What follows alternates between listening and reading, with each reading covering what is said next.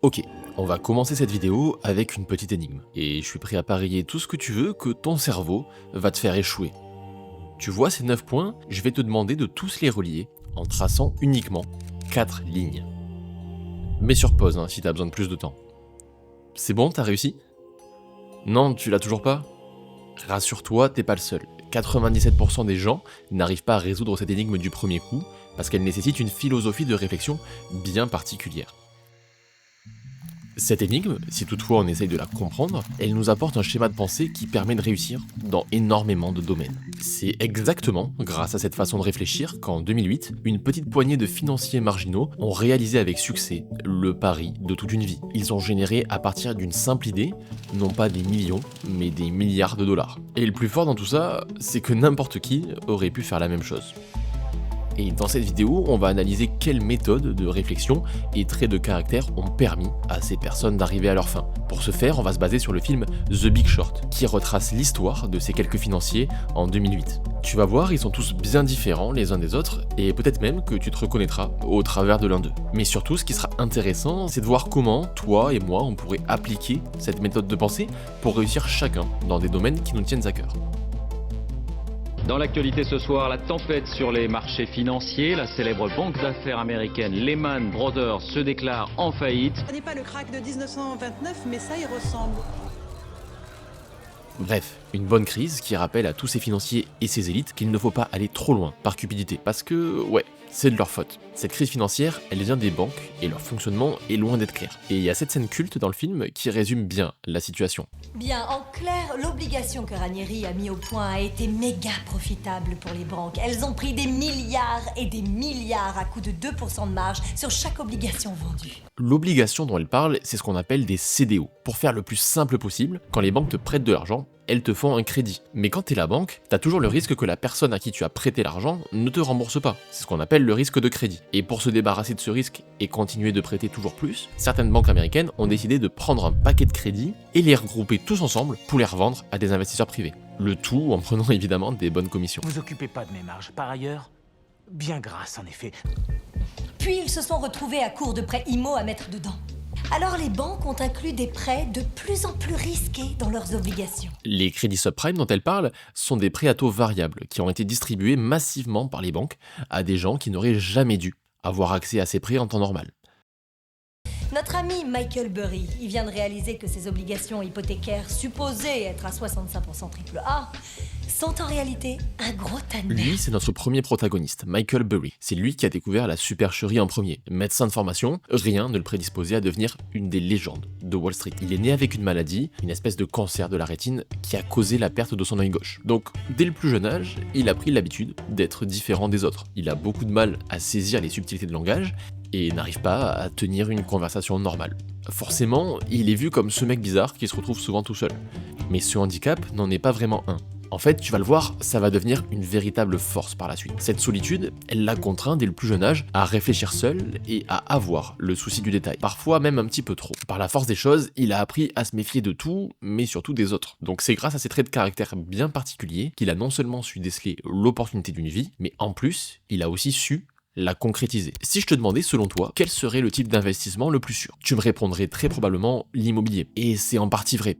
Le marché immobilier est structurellement haussier, bah oui, la population ne cesse d'augmenter, il faut bien la loger quelque part. Alors on construit des milliers de maisons en banlieue pavillonnaire ou des immeubles à perte de vue. Et ça, c'est ce qui permet au marché immobilier de continuellement prendre de la valeur. C'est d'ailleurs pour ça qu'on considère l'immobilier comme une valeur refuge. Quand tout va mal sur les marchés financiers, on se replie sur la pierre. Parce qu'on sait que c'est pas purement un actif spéculatif comme certaines cryptos ou NFT, mais c'est pas le sujet. L'immobilier, lui, il répond à un véritable besoin vital, se loger. Si je te dis ça, c'est que c'est primordial et garde-le en tête, on va y revenir plus tard. L'investissement immobilier, il est tellement ancré dans nos têtes comme étant un investissement le plus sûr qu'il est difficile de penser qu'un jour, il pourrait s'effondrer. Mais c'est pourtant bien ce qui s'est passé en 2008, et Michael, il a su détecter avant tout le monde que les banques étaient en train de faire n'importe quoi, qu'elles étaient en train de distribuer à l'appel ces fameux prêts à taux variables, dont elles savaient pertinemment que les Américains à qui elles faisaient ces prêts ne pourraient jamais les rembourser. Michael, lui, il a fait attention à un petit détail pendant que tous les autres banquiers et traders avaient la tête ailleurs. Les taux de défaut de ces prêts subprimes étaient en train de décoller. Ça veut dire que de plus en plus d'Américains ne payaient plus leur mensualité. Michael pense que dès que les taux variables vont arriver sur le marché, ces mêmes taux de défaut vont exploser. Et c'est ce qu'il veut. Il veut parier sur cette explosion des taux de défaut qu'il sait imminente. Et faut que je t'avoue une toute petite chose. Depuis tout à l'heure, je te parle de Michael et de l'opportunité qu'il a pu repérer, mais le truc c'est que Michael, il va faire ce pari fou, mais pas avec son propre argent. Ouais, t'as bien entendu, il va pas uniquement risquer ses économies, il va aussi parier avec l'argent des autres. Parce qu'en fait, Michael, il gère un fonds d'investissement. Un fonds, c'est un endroit où des investisseurs privés, qui connaissent absolument rien à la finance, vont déposer de l'argent et laisser des gens comme Michael le gérer. Dans l'espoir, évidemment, qu'il fasse des profits, c'est le but. Et jusque-là, il faut dire que Michael surperforme largement le marché. Il est plus doué que la plupart des autres traders, et quand il va avoir cette idée folle de parier contre le marché immobilier, il va pas pouvoir s'empêcher de ne pas la réaliser.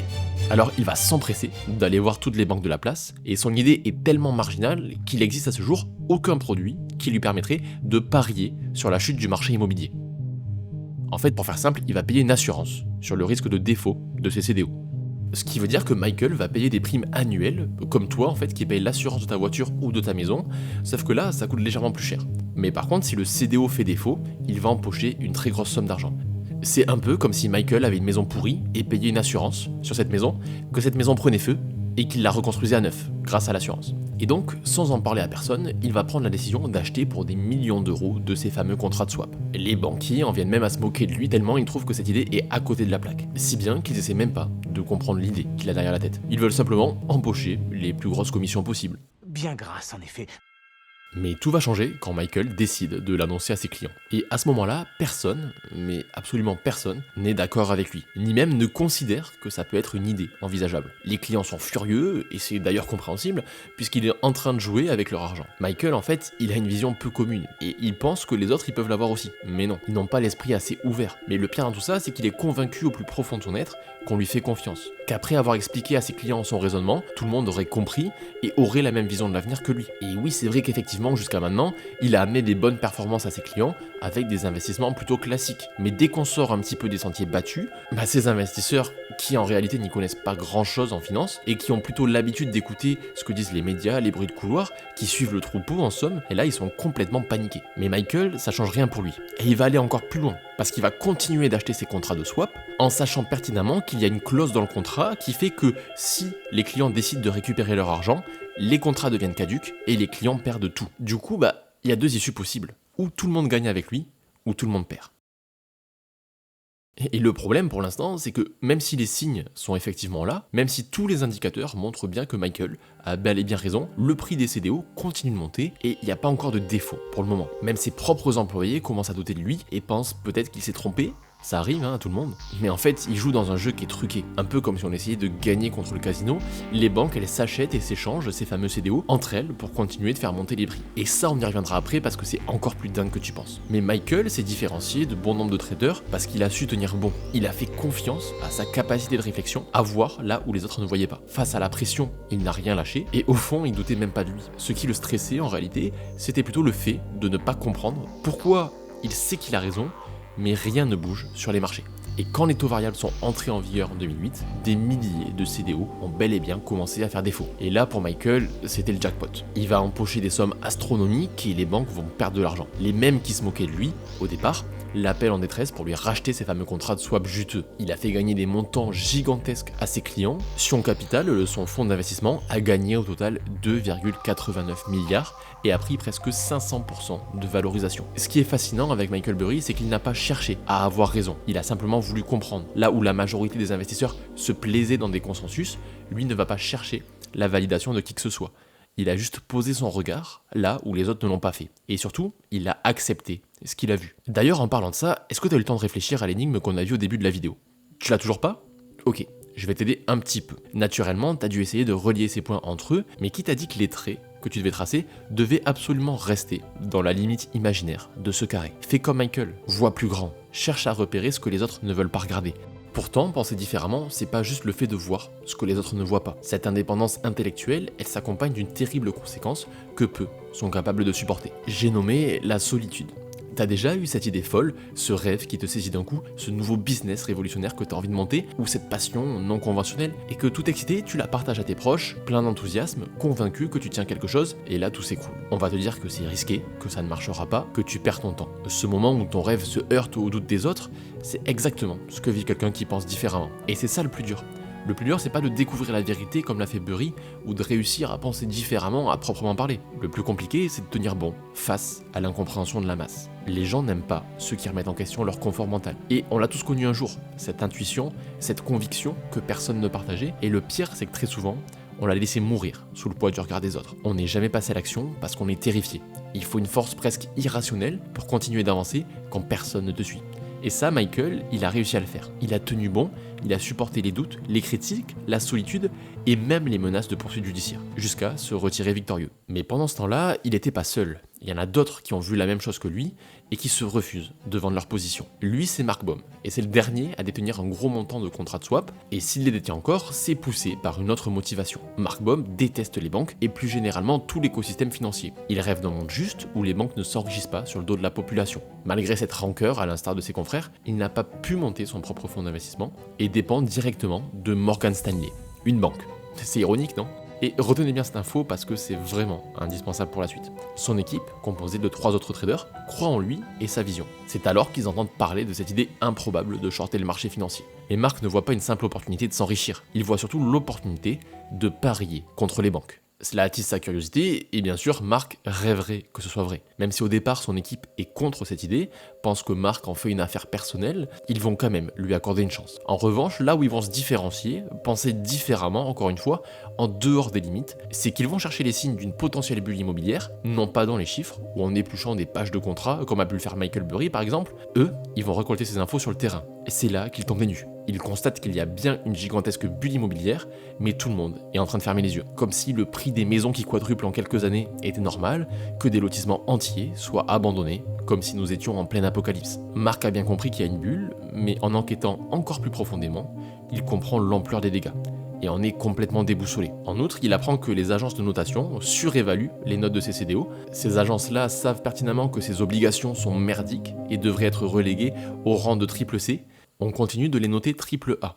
Un peu comme si sur un examen de maths, t'avais trouvé un résultat à des années-lumière de la solution, mais que le prof te mettait quand même la note de 18. Donc on se retrouve avec des obligations triple A, donc des obligations en théorie très qualitatives, qui sont adossées à des prêts subprimes merdiques, sous prétexte que tout le monde paye son prêt immobilier, parce que c'est comme ça. Mais ce qui a achevé Mark, c'est quand il a compris que toute l'économie mondiale pourrait s'effondrer d'une minute à l'autre à cause des CDO synthétiques. Ce sont des CDO, 2 CDO, 2 CDO. Ouais, on se croirait presque dans Inception. Le problème, c'est que ça crée un marché secondaire spéculatif qui est 20 fois plus gros que le marché de CDO basique. Et que si tout se casse la gueule, les banques n'ont pas en leur possession assez de liquidités pour éponger les pertes. Baum, lui, ce qu'il veut faire, c'est faire péter cette bulle avant qu'il ne soit trop tard. Et tout comme Michael, cette façon de penser extravagante les a amenés à détenir des positions représentant plusieurs milliards de bénéfices. Sauf que Mark a un très gros problème. Tu sais, quand je te disais que le fonds de Mark était détenu par Morgan Stanley, une banque, c'est maintenant que ça prend toute son importance. Parce que Morgan Stanley, comme toutes les autres banques de la place, s'est complètement surexposé à ses CDO. Et Morgan Stanley est à la limite de la faillite. Le problème, c'est que si Morgan Stanley fait faillite, le fonds de Mark sera automatiquement fermé pour renflouer la banque. Mark, il est tiraillé entre les deux options qu'il a à ce jour. Soit continuer de tenir ses positions et faire plier Morgan Stanley, ou revendre tant qu'il en est encore temps et faire profiter les clients qui lui ont fait confiance. Et Mark ne veut en aucun cas ressembler aux banques égoïstes et se résigne à vendre pour sauver les économies de ses clients. Son fonds termine néanmoins avec un bénéfice à 10 chiffres, parce qu'ils ont su voir ce que personne ne voyait, et surtout, encore une fois, ils ont résisté, ils ont pu tenir leur position. Tout comme 2 jeunes traders indépendants qui ont réalisé un gros coup, en pariant contre les obligations les plus qualitatives. Mais je vais pas me réétaler sur leur histoire et leur mode de réflexion, qui est sensiblement la même que Mark et Michael. Par contre, dans cette histoire que je t'ai racontée, il y a un autre personnage, un véritable limier qui renifle les opportunités, et le problème, c'est qu'il bosse pour une banque. Et que lui aussi, il veut shorter le marché immobilier parce qu'il a compris ce qui se passait. Du coup, il l'a fait. Mais le problème, c'est qu'il paye des énormes primes, un peu comme Michael, parce que ça a été un des premiers à le faire. Sauf qu'il y a un gros problème. Les primes qu'il paye le mettent en négatif sur ses lignes de trésorerie et il est en train de compromettre sa place à la banque. Donc plutôt que de se faire virer, il va trouver une solution hyper ingénieuse. C'est lui qui a démarché Mark pour lui vendre une partie de ses contrats de swap. Sauf que c'est lui qui va fixer le montant des primes que Mark va payer et crois-moi, il est élevé. Bref, c'est un peu technique, mais ce qu'il faut retenir, c'est qu'il a encore une fois vu plus grand que les limites de ce foutu carré. Au fait, en parlant de cette énigme, est-ce que cette fois-ci, t'as la réponse? Je vais te la donner, regarde bien.